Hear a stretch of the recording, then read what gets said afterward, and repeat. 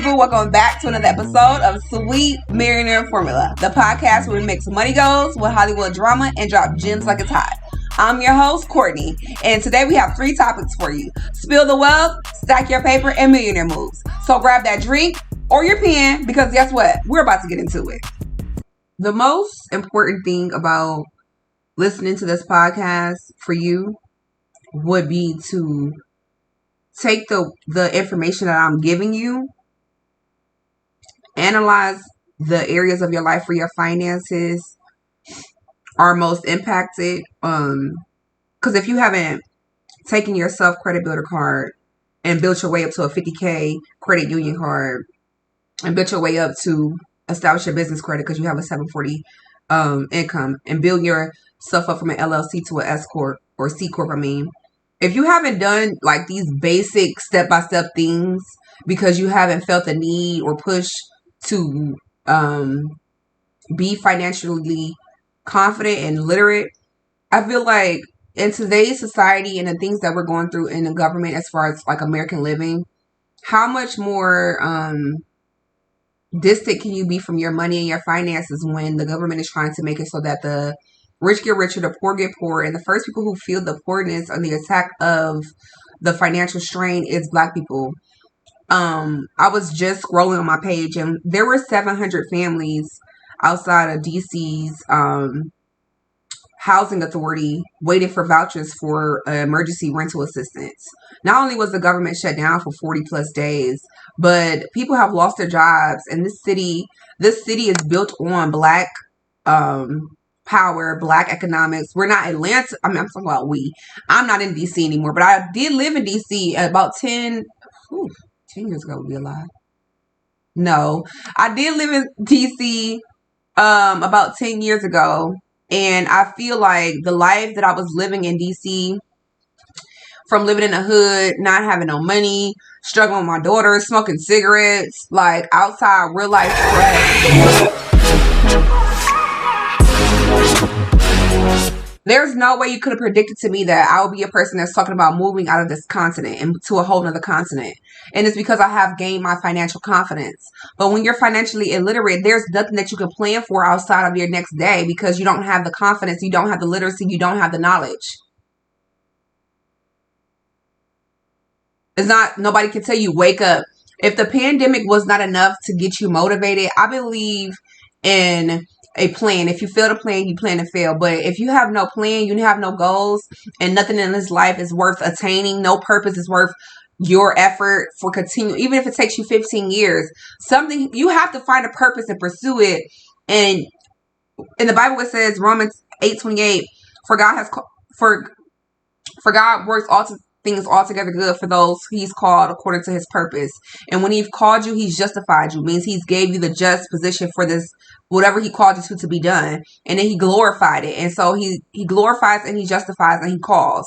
You should be listening from that call from God as far as where it is that you're supposed to be, how it is that you're getting there. I real life am a person who has taken my life from a small girl being in the projects into now having faith that will take me across this world because I have a purpose that cannot be compacted into just an American living, American ways, I have reached my capacity of living here.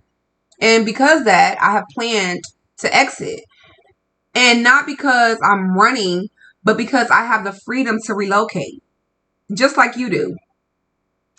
And like I said, I'm deep into the LLC C Corp portion of business at this point, but I feel that there's so many distractions that if you're not careful, you might get lost in a repetitive consumption of consuming, buying to appease yourself, when in our country of Africa and the continent, in the countries that make up Africa, you see a thriving Black race that are creatives. And then you come to America and we're suppressed, shut out, killed, and hurt. And so the distance between creativity and prosperity and financial literacy and a different outlook from where you are depends on your financial literacy. It depends on the confidence that you have about yourself. There is not nobody, not only is nobody coming to save us, but I feel like we're being stumped out in such a way. It's actually like I wouldn't even watch a movie of another country, of this happening to another country. I wouldn't even watch a movie like this, what is happening in America, let alone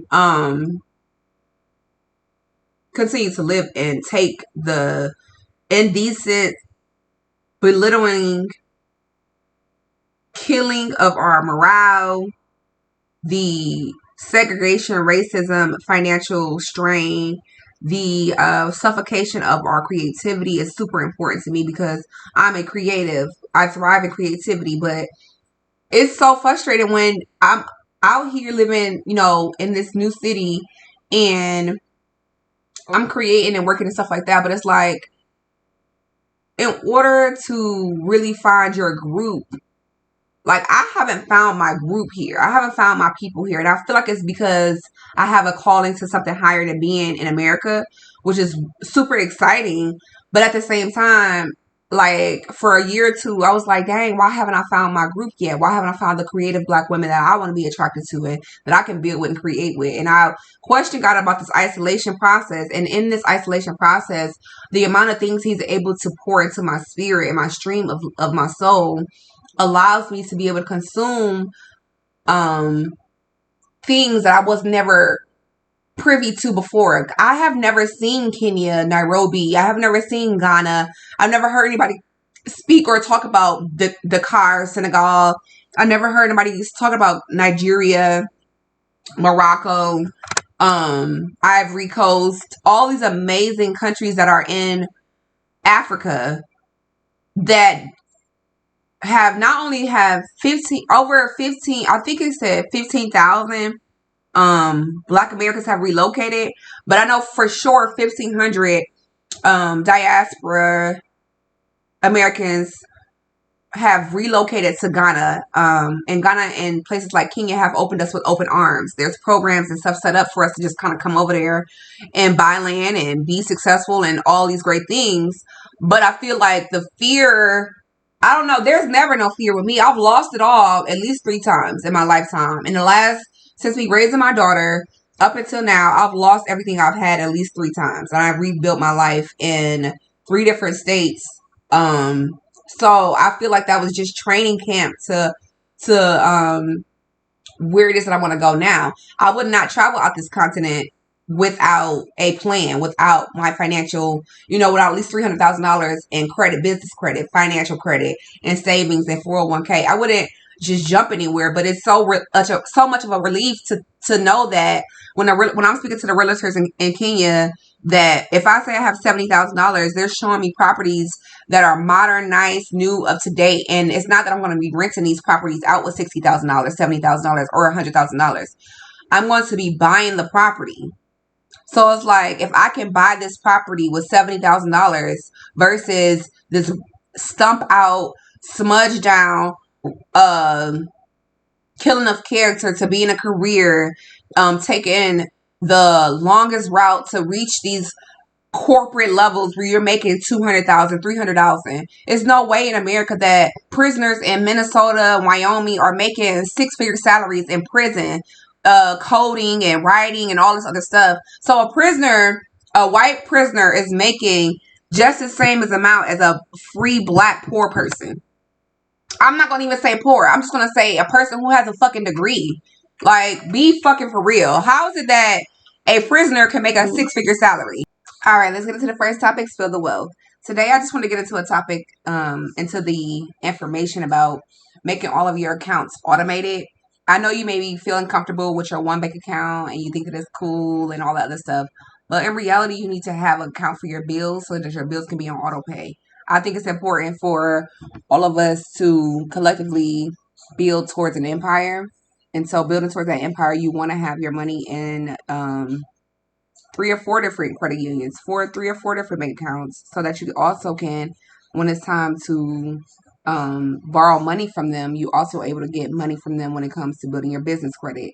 It's always good to bank with a bank, but originally, if we really want to talk about it,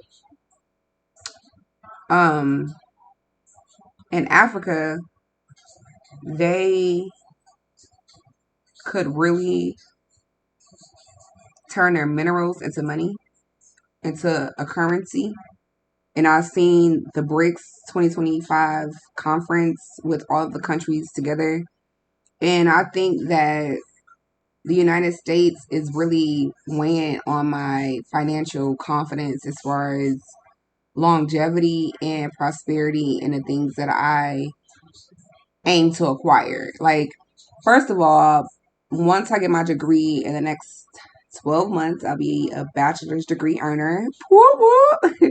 But once I get my degree, I am going to be working remote with a $100,000 job. And so it's like, it's crazy to go from, working my Alta job and making 39,000 and then jumping from 39,000 to $100,000. And but what I'm able to accumulate in the last 2 years, $8,000 in my Roth 401k because I allowed 20% of my check to go to my Roth savings accounts. And so as I brought it and opened up into the next realm of my chapter of entrepreneurship and just pursuing my best self and my dreams, I am realizing that it's more beneficial to make things automatic. Um, one day it's like, okay, I can do this. I'm a focus, but the next day you may not feel. But if you have it automatically, you will adjust to that coming out. And I feel like when you adjust to the money coming out already, then you can rearrange your other finances to be dedicated to other investments. Topic number 2 is stack your paper. Now today, um, one thing that really stood out to me, honestly, is you gotta be your authentic self when it comes to online because people are gonna do their fact checks and people are gonna try to um poke holes in your reality, right? And I feel like I watched the LaBoy interview with Sukiana. She was saying that she was saying that Sweetie sell pussy, right? And I was thinking like, wow, when it comes down to the way society even functions, it's like for a black man or I would just, anybody like just in general. It's like if you don't, it's like having a job. Boom, you see the flowers of success, business. Your family gets to grow, and you go into these great realms. But it's like living in America. It's like the box is getting smaller and smaller and smaller and smaller. And I don't want to generalize it for everybody because boom, I get my degree, I make my 100K, I'm well off, right? But at the same time, I'm thinking like at the $40,000 lifestyle, if I don't dream any way past the $40,000, then I'll be stuck in a cycle of poverty still. And I feel like the evolution of being a person in the human lifestyle and the things that I'm attaining shows more when I keep growing and having these aspirational thoughts, but I also have dreams. And so I just try to correlate my dreams with my reality, but I try to live in the reality of preparation. And so while I can believe and I know that this is coming and I can see this, it's like in reality, I have to prepare my life as if I already lived the life that I believe I have. But the dynamic of both of those is that one, like the reality sometimes is slow, whatever, right? And I want to be fast. And then when I have to be fast, I get overwhelmed. And so it's like I'm bridging the two together so that I have a highway between both of my moods and I'm self motivated. I'm ready to acquire and attain whatever it is that I want. Yes. But at the same time, I feel like there's a dynamic of being a human and a person, whereas you should enjoy the journey of self discovery and creativity. And I feel like that's where I thrive at. And that's why this podcast is thriving. Over 300 subscribers, streams, and downloads, period. I am literally like 400 away from monetization with my podcast because I've been dedicated for the last 6 months. I got another 4 months and then I will be 1 year into the podcast. So just like, follow, and subscribe. Tell your friends about the podcast. I have so many great episodes and I would definitely want y'all to listen, but y'all got to tune in and listen and make this stuff automatic. All right, last topic today is millionaire moves, and I want to get into my this this woman, I kind of like been studying her, but I've also been just um a fan, I guess, from the outside looking in. Her name is Jada Chivas. She has Jada Chivas Beauty. Stop. Sorry, that's my rabbit. But she has Jada Chivas Beauty, and she has amassed over $50 million in net worth with her brand, Wait a Minute and JCB. Um, One thing I've noticed about her brand and evolution is that she evolved until she got to the root of who she was. And that's the same thing I'm going to, especially with my hair. Um, I shaved my hair off, guys. So be prepared for a baddie in the next 3 or 4 weeks, because when I get that comb to the back of my head and I feel that twist, I'm going all natural because one, I feel like dreads are my calling. I told my daughter that I would get dreads with her. But two, this weave is it's like causing cancer, basically. It's basically eating my scalp out, eating your scalp out. The weaves, all of these, I can't do it anymore, and I'm not willing to sacrifice my hair for no looks and styles and my skin and my acne. That hair is really dangerous, and so I just want to alarm my audience to just soak that hair, wash it, get it cleaned. A lot of times I just kind of sew it in, glue it in, put it in from Amazon, and boom, go. But no, even braiding my daughter's hair with the connect line hair or any of that hair from any beauty supply store, I don't care if it's like the best quality or whatever the case they call it. That hair is poisonous, cancerous, and I just feel like getting to the root is important in any phase of your life.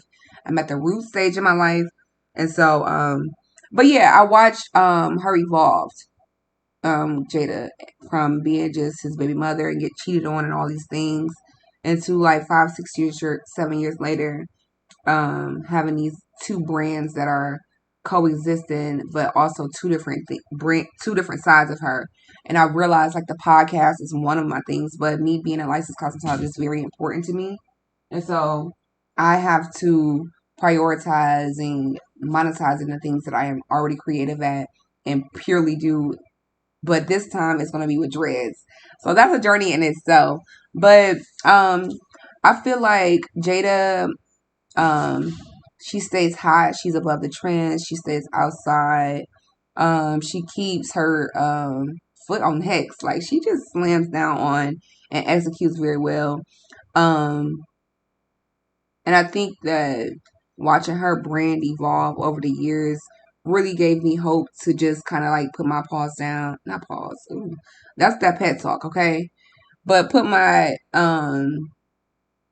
focus on building my brands from the inside out instead of trying to look from the outside in, which I think is the most important thing of all. I've been so vulnerable this episode. Y'all better like, comment, and subscribe.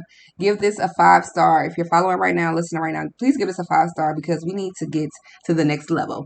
In 2026, I got so many great things. So if y'all like, comment, and subscribe, I'll keep dropping the good stuff. But I feel like she started with t-shirts. She then moved to hair, and she changed her teeth a few times, got some, butt shots, and she evolved her body. And it's no shade. I'm just saying, like, as a woman, you want to be perceived as your best self for yourself before you step outside. So whatever she's doing, I'm just saying it looks good for her. And watching her go from, Instagram to TVs and movies and television, now to a production line and clothing that she actually creates, and a beauty brand. I feel like that's super inspirational, especially, for people who look up to her and watching her journey. So that's my spiel on Millionaire Moves today. I want y'all to make sure y'all make it automated. Keep your pockets tight and laced. Spread your money out. Until next time, peace.